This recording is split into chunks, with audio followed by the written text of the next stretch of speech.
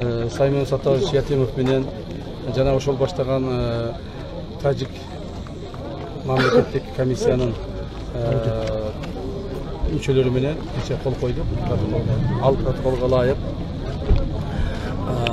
Кыргызстан менен Тажикстандын чегараларынын бардык тилкелеринде, бир эле эмес, бардык тилкелеринде тынчтыкты орнотуу боюнча ошо тынчтыкты орнотуунун ыкмаларын жаздык.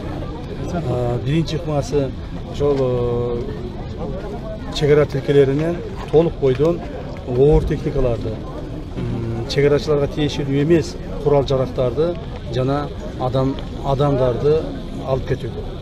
Бул биринчиден. Экинчиден, ар бир мамлекет өзүнүн ошол конфликтке чейинки ээлеген гана жерин ээлеп калуу. Кимдир бирөө кайсыл бир мамлекеттин территориясына кирип кеткен болсо, ошол жерде тез аранын ичинде адамдарын, аскер техникаларын жана аскер адамдарын чыгаруу боюнча. Бул экинчи. Үчүнчүдөн, ушул протоколдордун аткарылышы боюнча, то есть ушул жогорку пункттардын аткарылышы боюнча комиссия түзүлүп, ал комиссиялар жерлеринде биз жогоруда көрсөтүлгөн маселелерди териштирип, карап жана чечип турат. Кайсы бир маселе чечилбей атса, же болбосо бир туура эмес чечилип аткан болсо, мага ошо Кыргыз мамлекеттик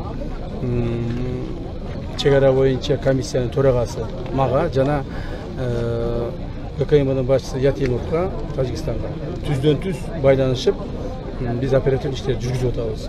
Ошонун негизинде мына кече түнкү саат 3-тө ушул протокол кол коюлду, бирок бул протоколдун иштеши буга чейин эле башталган. Ошонун негизинде мына түн жакшы өттү. Эч кандай бир да жерде ок атуу же ызы чуу же кайсыл бир укук бузуулар болгон жок.